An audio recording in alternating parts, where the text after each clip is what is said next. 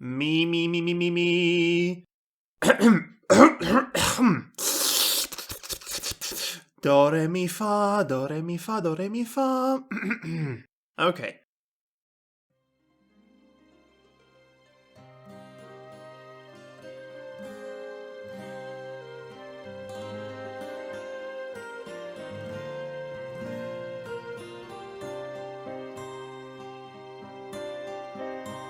When the last eagle flies over the last crumbling mountain, and some moronic kid gets in a portal inside a pool, he will find himself lost in a land full of dolls. He will stare unbelieving at the Misfit Unicorn. Someday I'll fly. Someday I'll fly.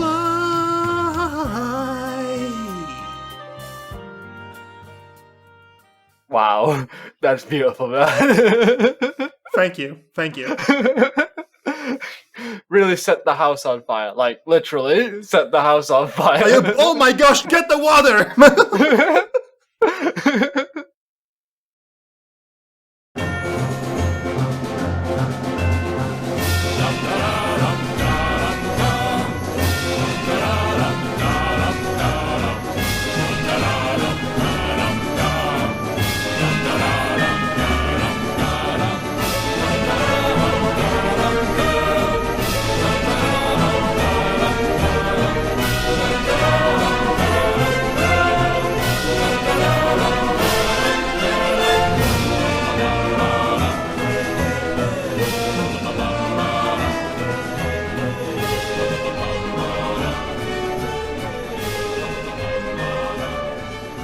We interrupt this Raggedy Ann and Andy marathon for something completely different.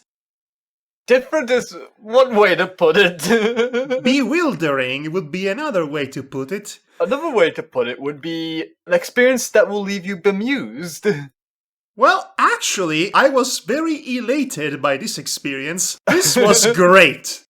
This was absolutely fantastic. It's a modern day classic. I love it. Everybody should watch it. They should bring their kids. They should bring on the entire family, sit down on the couch, and watch this show, every single episode, forever, on loop, never stop, and do drugs while you're at it. Yes, even the kids. Because this is Cleo the Misfit Unicorn. Yep, Cleo the Misfit Unicorn. Which is short for Cleopatra, by the way. I always thought of Cleopatra looking like a horse. Yes, a unicorn with tiny wings. Yes, I mean, this is obviously Celestia and Luna's great auntie or something. Okay, so some time ago, and by that I mean literally yesterday. Yep, it was yesterday. I just stumbled upon this little gem of a preschooler show from 2006. Curious as I was, I had to foolishly watch it. And then as you do. as you do, as one does on the internet. And as soon as I finished watching the first episode, I had to call Devar and stop the internet. Stop the entire internet. We must watch this, and we must talk about it. Stop all the internet you're doing, Devar! You must watch this! Yes. And so he did. And so I did. And so we did. And so everyone did. And so Espio did. Oh, gosh.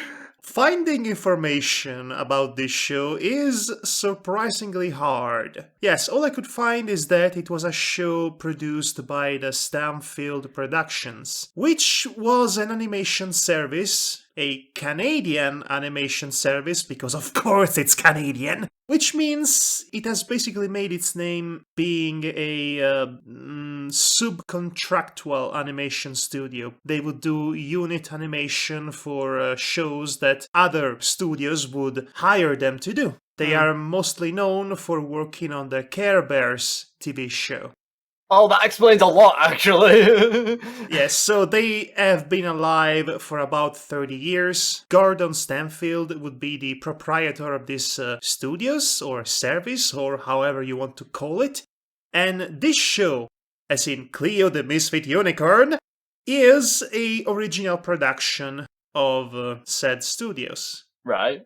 And that's all I managed to learn about this potentially masterful, Emmy award-winning, Oscar bait children's program for children.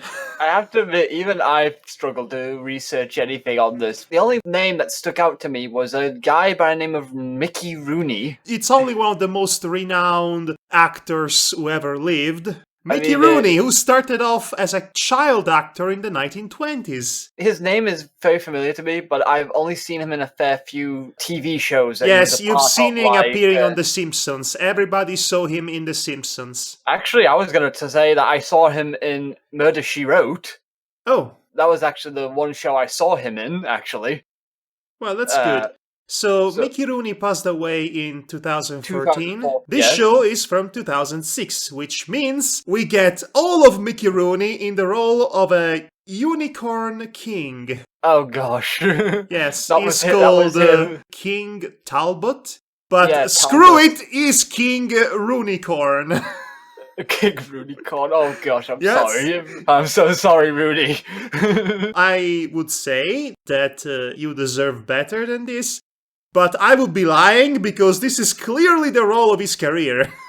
Oh. All of his entire illustrious multiple decades career has been building off and building up to this very moment, to the day he could play as an old unicorn king in a preschooler show.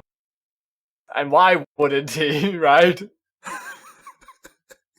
I guess we should talk about this episode we watched. We only watched one episode, the first episode, and... Also, you know that it's good, and you can mistake it from being from the late 90s, because it starts off with the intro. Yes, the intro is very, very, very dated. Extremely. It makes you think it's from the late 90s. Hey, it's me! I'm Unicorn Lady, and I'm in this world with my friends. Hello, we are friends. I am a fish. I am a... wannabe, and I guess. A hippopotamus. I'm a hippopotamus with stripes, like a zebrapotamus.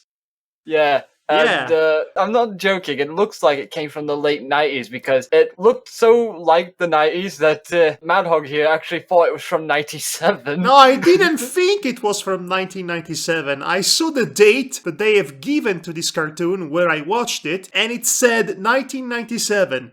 It's actually from 2006. Well, there you go. Someone mistook it from a show from the 90s. Oh boy. I mean, I find it funny as well that the intro actually says where she comes from, despite the fact that's not a very important detail once the show starts. Well, at least not in the first episode, which again, it's the only one we watched, and the only one we'll be talking about. We are trying to process our gut feelings about this show, to talk about this one episode in a more, shall we say, rational manner. As much as it is possible to. Yeah, because despite us being very high in demand for cartoons of good quality, it's still a preschooler show. I'll say this, for a preschooler show, this might as well be the Citizen Kane of preschooler cartoons. Which is to say, usually preschooler shows are not very good in terms of animation and in terms of how they engage their very young audience. Keep in mind that the competition during this period of time was Dora the Explorer. Yeah, I can imagine that being a very high competition considering who you have to fight against. Well, Dora the Explorer is popular and nobody knows about this show, so that tells you something. That tells us a lot, actually. I About... suspect that the reason this show was not successful is because, honestly, it might be a bit too complex, and I use the term very loosely, for a show aimed at kindergarteners, essentially. At least it seems like the writing is a little bit more mature, at least a couple of years more mature than the allotted age of the intended demographic, which isn't saying much because if this were not to be a preschooler show, then it would be a pretty below average children's show to begin with. But in a very wonderful way, I still want to emphasize. Yeah. So if the amazing opening song for this show, which you can find easily on YouTube, didn't clue you in of what to expect, the beginning of the episode in which the unicorn explains the entire premise of the show will definitely give you some ideas of what to expect. Oh, those wings. Yes, that would be an approximation of the sound that those very disproportioned wings would make. They are too small for her to be able to fly with them, but who cares? It's unicorn magic. It's a children's show too. Well, there's that. Anyway, so we open up in so-called Misfit Land.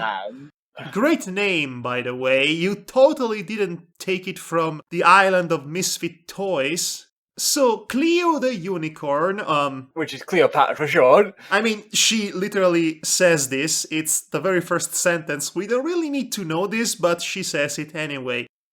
So she explains to the audience that she is a unicorn, but she's not any regular old unicorn. Oh, no, no, no. She has this! And the camera cuts to a close-up of her ginormous rump. She was clearly referring to the wings, but the close-up to her ginormous rump. Yes, the rear end. We get you. This show definitely had my attention from then on. Oh, no. Oh, I mean... This is clearly unintentional, but she says this, and then you have a close-up of her rear end. Of her rear end with the wings. It really doesn't. It really doesn't. What a way to start this thing off. Yeah, I mean, confuse all the preschoolers by going like, Okay. Oh, no. Okay, I am being slightly facetious here, but trust me, there is a lot to take from this show that will make your day one of the best days of your life. In more ways than one. So, alright, so we have a flashback in which she tells us how she got into Misfit Land. So, she was summoned by King Rooneycorn. Played by Mickey Rooney, of course. For the great summoning of the Federation of Unicorns. Yep, that's a thing as well. The Federation of Unicorns. Somewhere in this vast, vast universe, there is a Star Trek Kleo the Misfit Unicorn crossover fanfic. Yeah. There has to be. I mean, there should be with such a title like that. The Federation of Unicorns. They are literally calling this group of unicorns the Federation of Unicorns. Oh, and yes, by the way, great idea. Using this word in a preschooler show. Your intended demographic will immediately understand what you mean. Yeah, totally is going to understand what federation means, an overly complex hierarchical structure basically of unicorns being sent out to different parts of the world to keep the myths and legends of yore alive. Like any kid's gonna understand any of that. This might be a bit too complex for a 5-year-old to enjoy properly. Then again, King Rooneycorn is the master of redundant exposition. He will explain things over and over and over again until they are completely drilled in your brain. Because throughout the entire episode, as soon as he gives a piece of advice, it stays the entire episode. Now that's the best part, because you keep hearing the disembodied voice of King Roonicorn throughout the entire episode as a reminder of what Cleo needs to do in order to accomplish her unicorn tasks. Yeah, speaking of which, back to... Oh, this is the best part. This is the best part of the entire quote-unquote animation, because I had a gut feeling, that this was going to be something special, and this pretty much confirmed it. So King Roonicorn, and I'll never get tired of saying that name, immediately singles out Cleo for being different! Well, he brushes over it lightly, but that is what he's done, essentially. Hey, you are different, you're born with wings, which means you can go to the land of misfits. What? Yeah, because to actually say it word for word, he basically said something along the lines of, "We were waiting for the day of someone like you, someone as special as you, could be born, so then we could send that different person to Misfit Land." Yes, to help other misfits that might be wandering in Misfit Land to find their way home. In other words, not be a part of Misfit Land. So, this is where the big show derailing premise is immediately contradicted. This premise is a hornet's nest of contradiction, paradoxes, and very dangerously bungled messages, all colliding with each other to create something truly memorable for all of the wrong reasons. It's a very baffling thing to see. It is bewildering. Like I said, it's pretty baffling considering the fact that someone wrote this down on a piece of paper and said, that's good, put it through. I mean, it's a show for preschoolers. It doesn't matter what these kids will, learn from our show. Nah, let's just put them in front of Peppa Pig. Okay, so I need to explain because I need to properly provide context for this bungled up number of sentences that comes out of the king's mouth. So he proceeds, like I said, to single her out for being special and different and a misfit, essentially a social pariah, and he says that is a good thing. So because that is such a good thing, she should go to the land of the misfits for the specific task of helping those who end up, erroneously mind you, end up in the land of misfits because they felt like misfits, don't ask, that's how that world works, and help them to leave the land of misfits by not making them feel like misfits anymore. So, this is pretty convoluted already, but then it turns out that the only way for her to go to Misfit Land was for herself to feel like a misfit, and then her mind would literally transfer her to that world. Okay, so to recap, in a less convoluted way. So she's a social pariah, and in order to be self-banished to the land of social pariahs, she has to feel like a social pariah, and she has to get there to the specific purpose of helping other social pariahs to leave the land of social pariahs so that they won't be social pariahs anymore. Do you see a problem with this? No, that seems perfectly fine. I mean, again, social pariahs, helping social pariahs. Again, she's helping misfits not to be misfits by being herself a misfit that can never not be a misfit. What kind of a message is this? All of a sudden, this seems like the premise of a much different show. A much darker, a much more tragic show. Like, yes, she's forever trapped in this world because nobody wants her here. And she's a misfit, and she will forever feel like a misfit because everyone else in her unicorn land made her feel like a misfit. The king literally singles her out to tell her, you're different, you don't belong here, go to this other place in self-exile, and while you're at it, help others to leave this place, because, feeling different is bad. I really like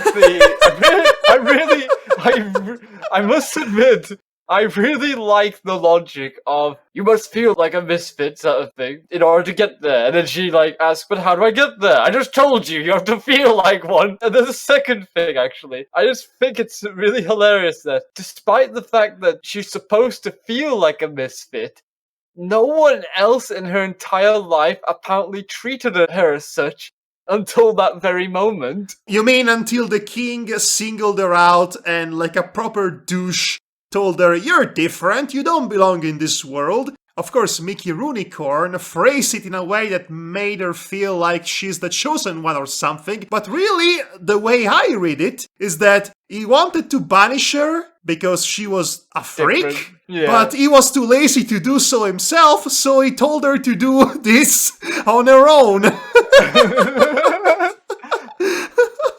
I mean, it's not like he's an old unicorn with powerful magics that could send her there himself. Okay, listen, I understand what the intent was here. The intent here was to communicate the message that it's okay to be different, it's okay to feel different. Sometimes feeling different is really not that pleasant, and in order not to feel different, you need to overcome your own self-imposed issues. Yeah. And again, that is nice, but in execution it was completely mangled and it looks like a paradox. A really nonsensical paradox, or, like I said, the premise of a much different and darker show. Yeah. We have this small bit once she gets there. Okay, so I love this. I want to point out that the title of the episode is Someday I'll Fly. And in the first 5 minutes or so of the episode, she is trying to learn how to fly. So you'd think that is her conflict. Yeah. She flies within 5 minutes. Yeah, technically it's floating down within 5 minutes, but it's still flying, technically. Gliding, to be more exact. But so, to be specific, she tends to float from a ledge in a considerable height of a mountain, but she can never go to the full height of the mountain to properly take off and fly. Right? Yeah. Oh, and by the way, there is a song, a recurring song. Her lips do not match up to. Yes, well, it's mostly played in the background while other events are going on, but basically it's the song that gives the title to the episode, Someday I'll Fly, which she is supposed to be singing. Yes, again, lips are not moving with the words. Okay, again, I understand the intent of the song. This isn't really much about literally flying, so much as it is about having confidence in oneself. Yeah. But, you know, when you have the unicorn flying around while the song literally says, someday I'll fly, you've done something wrong because she's already flying! I mean, the metaphor is completely pointless if she's literally flying. I actually spotted my first animation mistake in this thing. You spotted your first animation error, you say? Yeah, first animation error, because the fact that she was walking around this mountain, and you could actually see where the cell actually ends when she enters the scene, which is not supposed to be there, but it's there. Yes. You can also see plenty of scenes in which they take the proud Hanna-Barbera formula of dividing her neck from the rest of her body with a collar so that they don't have to animate the rest of her, just the neck and the face moving. Which actually manages to look much worse than Hanna-Barbera in the 60s. Jeez. When you top the terrible animation of that era, good lord. Anyway... it was a practical animation at the time. I wouldn't even say it's ugly. But this one is ugly, especially when you have those scenes in which the horse model is completely mangled and off-model in the worst possible ways. And animation errors off the wazoo, so to speak. You think you're looking at an abandoned CDI game, essentially.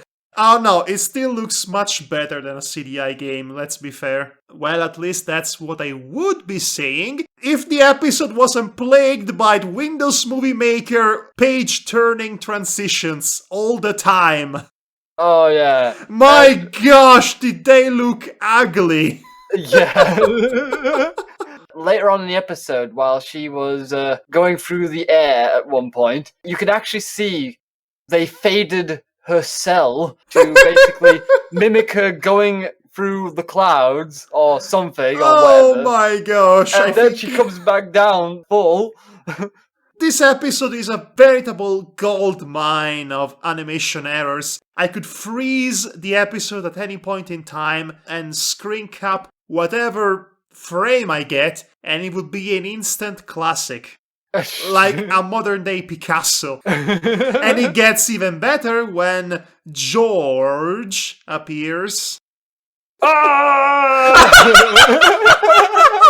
Oh, you screamed! I wanted to scream! Not scream. What was with that scream? Ah! So I want to say something else here, actually. Because George actually also causes a bit issues with the animation because... oh boy, I'll say. I already foreshadowed the lip syncing, right? So there's multiple times where basically I actually assumed, right, this was a European-based animation that was translated into English and badly dubbed into English. No, I have to be honest, as soon as I saw this show, I immediately thought, this has to be Canadian. This has to be a Canadian cartoon. Anyway, so back to this. So that is pretty much his spot on, magnificent reaction as soon as he saw the unicorn coming down from the mountain at him. We should specify and give context to this. I think I can tell you George is in song form. Oh no. George was an average kid that nobody understands. And I'm done. Right, so George just fumbles through the Misfit Land by... Misfit Gates, I guess them. the interdimensional portal that appeared in said land. He just walks through it without seemingly noticing he has crossed into another dimension. Until he saw the unicorn, that is. Yeah. Ah! I'm sorry, I didn't mean to scare you. Scared? I'm not scared. I'm totally a boy that's not afraid of anything. The voice of George, it sounds like the voice actor is flipping in and off of puberty in the span of one sentence. I'm totally a young boy. Can you hear me? I'm young boy. I hear George. Not surprised. Or something. I actually have to say that seeing George's design and how he acts, I would have thought he would have been a bully. Yes, me too. It looks like the stereotypical bully from a show from the mid-2000s. Nope, he actually was bullied. He wasn't so much bullied as he felt he was humiliated, but... I mean, he was laughed on, but that's about it. Yeah, I know. It's still weak, but still. Okay, so this is a preschool show, so when we meet a misfit human, so to speak, who walks into Misfit Land, it's never going to be something too overly dark or complex or nuanced. For example, his deal is that he feels different, quote unquote, because he cannot swim. Or at least he thinks he cannot swim because of a, again, quote-unquote traumatic experience of falling into the public pool and being laughed at by the other kids, which caused him to run away like a little punk, casually into the opening gates of Misfit Land, which were just appearing in the public pool in front of everybody. And no one noticed this. Oh boy, So this is great already, and I love it. You don't find this out until much later in the episode, but might as well say it here because, we have this back and forth. Cleo trying to get information out of the kid, and he's all like, no, there's nothing wrong. Right, so I am going to be honest with you, and I'm almost embarrassed to admit it. Yeah.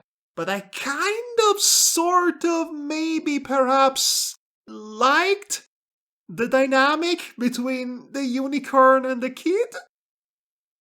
That's fine. I mean, I'm not gonna judge you for it, but to me it just... You're totally judging me, especially if you say it like that. But, I mean, come on, aren't we all misfits here? In our own misfit land? Hold on, I think I saw a couple of pearly, goldeny, mystic gates opening up in my room. I'm going to just walk in them for a minute and come back. Please do not do a phantom toll booth on me. So these two characters connect with each other over their own misfititude, if you will. Yeah. I'm too scared to fly, and I'm too scared to swim. So I actually enjoyed this because the problem that these two were facing was a matter of confidence.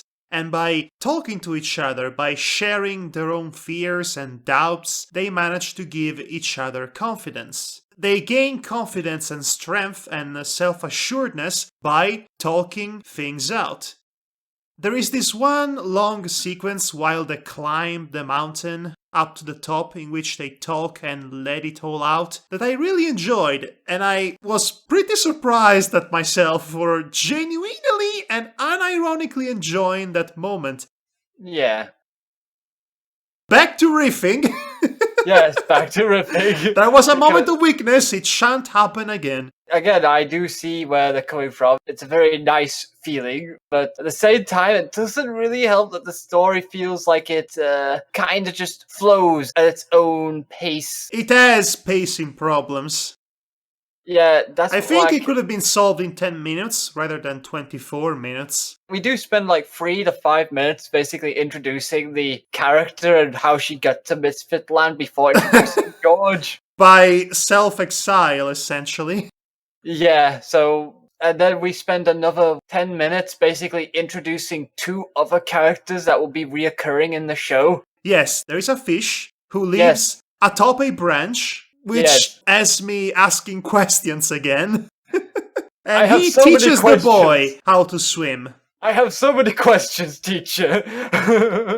Right, so it turns out that, again, this was all a matter of confidence or lack thereof, because the unicorn manages to fly off the highest top of the mountain, overcoming her doubt and finding out that she was able to fly all along. And so is the boy.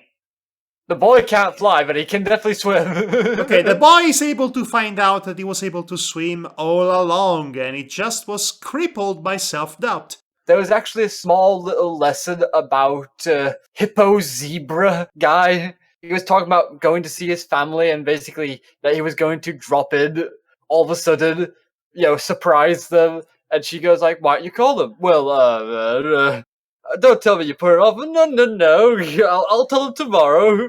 Yeah, okay, so, and we learn a big word today, kids. The word is procrastination. Yeah, and none of the characters can say it.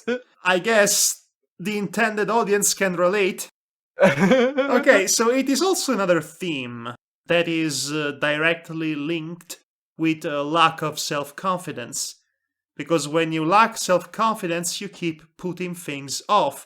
Procrastinate, as it were. By giving each other strength and confidence, these two main characters are able to finally do the thing they were putting off all this time. So the unicorn can fly. Someday I'll fly. Right now you're flying, damn it. And George can swim in a bubble lake. So I guess it is time to say goodbye. The kid has to leave because he doesn't feel different anymore. Well, good for you, kid! Guess who has to stay in this land forever? To be fair, the kid does feel bad for her about it. I feel bad for her. My god, unicorns are such dingles. George had this really lovely song with her about the bubble lake.